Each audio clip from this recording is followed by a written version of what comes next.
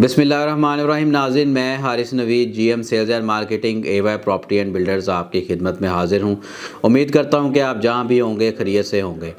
नाज़रीन, आपको पता है कि हमारे चैनल के तवज्जुह से हमने एक वीकली एपिसोड्स का सिलसिला शुरू किया हुआ है, जिसके अंदर हम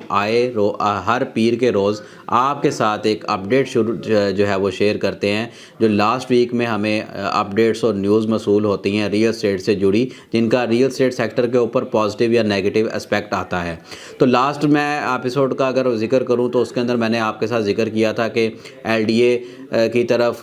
जो है वो मरीम नवाज़ साहिबा ने LDA को कहा था कि कुछ गैर कानूनी हाउसिंग स्कीम्स हैं, उनकी लिस्ट मुझे प्रोवाइड की जाए ताकि उनको कोई प्रॉपर जो है वो मैकेनिज़्म दिया जाए। उस वाले से अभी तक वो खातिर ख्वाह अपडेट नहीं हमें मिल सकी। दूसरी मेन खबर जो थी वो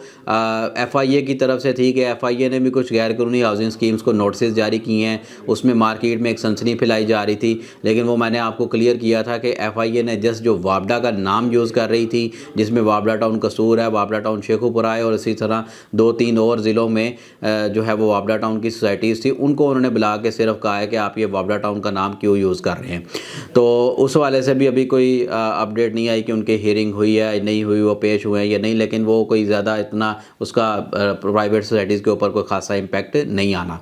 आज का वीकली जो है वो उसमें मैं सबसे इम्पॉर्टेंट जो पिछले हफ्ते में एक न्यूज़ आई है वो मैं आपके साथ शेयर करूंगा कि स्टेट बैंक ऑफ पाकिस्तान ने जो है वो पिछले दिनों एक नोटिफिकेशन के ज़रिए कमर्शियल बैंकों को एक गाइडलाइन दी है कि अब जो उनके पास 5 बिलियन की सेविंग्स पड़ी हुई हैं, जिन पे लोग या वो कॉर्पोरेट लेवल की कंपनीज़ थी, इंडिविजुअल थी या कंपनीज़ के इन्वेस्टमेंट थी, उनके ऊपर वो जो क्लाइंट्स मार्कअप ले रहे थे, प्रॉफिट ले रहे थे, इंटरेस्ट ले रहे थे, अब वो उनको नहीं दिया जाएगा, बल्कि इसके बरक्स अगर उनको ये बैलेंस मेंटेन उन्होंने करना है तो वो कमर्शियल बैंकों को 5% जो है वो सर्विस चार्जेस जो है वो देंगे। अब इससे होगा क्या? इससे होगा ये कि ये अब government of Pakistan, state bank, commercial bank ये चाहते हैं कि जो पैसा उनके बैंक्स में पड़ा हुआ है वो अब मार्केट में फ़्लोट हो, मार्केट में सर्कुलेट हो, मज़ीद प्रॉफिट देने की सूरत हाल में या कंडीशन में वो नहीं है। इसीलिए आप देखेंगे कि इंटरेस्ट रेट जो है वो ग्रेजुअली डिक्रीज़ हो रहा है और इंशाल्लाह आप देखेंगे कि जनवरी फरवरी तक जो ये अगला फाइनेंशियल ईयर हमारा आ रहा है उसकी पहली छमाही में ये सिंगल डिजिट में इंशाल्लाह पहुंच जाएगा। अब उसमें यह है कि जो बड़े बैंक 4-5 हैं उन्होंने तो $5 बिलियन का है, और जो मिज़ान बैंक है, प्रीमियर इस्लामिक बैंक है, उसने $1 बिलियन पे ये शर्त रख दी है कि 1 बिलियन रुपए पे या इसके मुसावी डॉलर्स पड़े हैं या इसके मुसावी कोई भी और आपकी रकम यूरोज़ हैं या रियाल्स हैं या दरम हैं, उसके मुसावी उन्होंने कहा है कि 1 बिलियन रुपए के जितने 1 बिलियन रुपए के जो है वो मसावी अगर अमाउंट कोई भी पड़ी है तो उसके ऊपर आपको 5% बैंक को अदा करने हैं सर्विस चार्जेस की मद में। तो ये क्लियर कट उनकी तरफ से कह दिया गया कि जनाब अब आप अपने पैसे निकाल लें, हम इस पे आपको मज़ीद प्रॉफिट नहीं देंगे। और 1 से 2 माह में आप देखेंगे कि आपको यही कमर्शियल बैंक्स फ़ोन करेंगे और अब स्टेट बैंक ऑफ पाकिस्तान की तरफ से ये वाज़ेह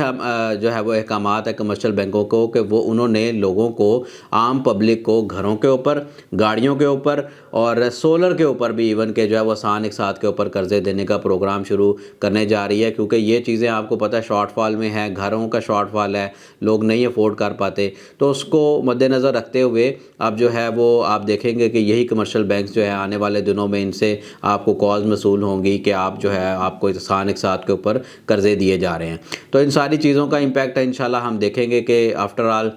रियल स्टेट पे भी आएगा। रियल स्टेट का आपको पता है मार्केट में एक बहुत बड़ा शेयर है, ठीक है, और इसमें इंशाल्लाह आने वाले दिनों में हालात बेहतरी की तरफ जाते होंगे। सेकंड आपके साथ जो अपडेट मैंने शेयर करनी थी कि जो FBR के रेट गवर्नमेंट ने इंक्रीज़ किए थे वो उससे अभी नुकसान क्या हो रहा है कि 45% जो है वो टैक्स गवर्नमेंट को रियल स्टेट से कम जमा हुआ है। तो हम ये समझते हैं उसमें लोगों ने क्या प्रैक्टिसेस शुरू कर दी हैं, अंडर इनवाइसिंग का सिलसिला शुरू है, लोगों में आपस में सेटलमेंट करके डील्स कर रहे हैं और गवर्नमेंट ऑफ पाकिस्तान को तो टैक्स बिल्कुल नहीं जा रहा। और हमारी गवर्नमेंट से ये रिक्वेस्ट है कि रियल स्टेट इंडस्ट्री को जो है वो प्रॉपर एक इंडस्ट्री डिक्लेयर करके इसमें जो है वो टैक्सेस की जो भरमार है उसकी परसेंटेज को कम किया जाए, क्योंकि ये इंडस्ट्री जब चलती है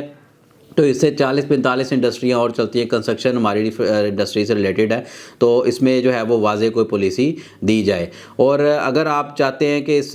ٹیکس سے بچیں تو گورنمنٹ آف پاکستان نے آپ کو پتہ ہے کہ ہائی رائز کے اندر ابھی ٹیکس ایگزیمپشن دی ہوئی ہے, تو اس میں آپ انویسٹمنٹ کر سکتے ہیں.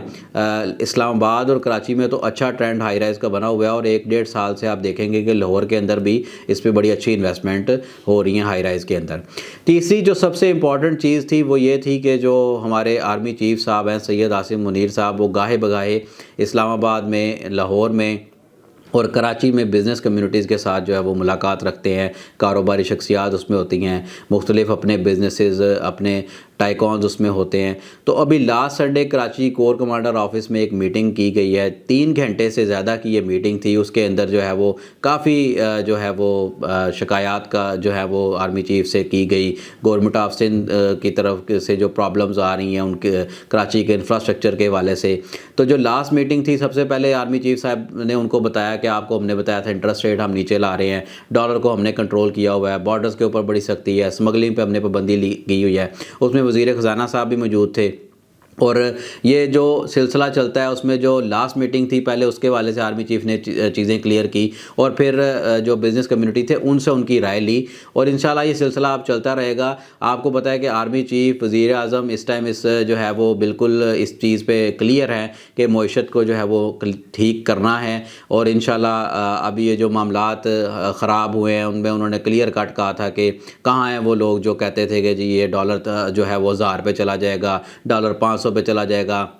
پاکستان کی معیشت کلیپس کر جائے گی. تو وہ اس چیز پہ بڑے کلیئر ہیں, اور انشاءاللہ یہ اس ویک میں سننے میں آ رہا ہے کہ لاہور میں بھی بزنس کمیونٹی کو جو ہے وہ انگیج کریں گے, اور ان کو جو ہے وہ پاسٹ کی میٹنگ کی جو ہے وہ اس میں جو چیزیں ڈسکس ہوئی تھیں ان کو بریف کریں گے, اور آنے والے جو 1 سے 2 ماہ اس میں جو وہ پالیسیز بنا رہے ہیں. اور میں اس میں آرمی چیف صاحب کا شکریہ ادا کرتا ہوں کہ وہ بزنس کمیونٹی کی بات سنتے ہیں, اور سننے کے ساتھ ساتھ ان پر عمل بھی کرتے ہیں. وزیر خزانہ صاحب وہاں پہ موجود ہوتے ہیں, ان پہ وہ جو کوسچن ان کو دیے جاتے ہیں, ان سے پوچھے جاتے ہیں, وہ ان کا بھی جواب دیتے ہیں, اور ان میں ایڈوائز بھی لیتے ہیں ان کی. تو یہ ایک اچھی چیز ہے کہ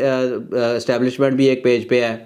گورنمنٹ بھی ایک پیج پہ ہے, اور آرمی چیف خود اس پہ پرسنل انٹرسٹ لے رہے ہیں کہ کسی طرح جو ہے یہ معیشت جو ہے وہ چلے. اور یہ انہوں نے کلیئر کٹ کہا ہے کہ انشاءاللہ جنوری فروری تک ہم یہ انٹرسٹ ریٹ جو ہے وہ اس کو سنگل ڈیجٹ کے اندر لے کے آئیں گے. اب امید کرتے ہیں انشاءاللہ اللہ پاک جو ہے وہ پاکستان پر کے حالات پر رحم کرے, اور یہ معاملات بہتری کی طرف جائیں. اور انٹرسٹ ریٹ جس نے مہنگائی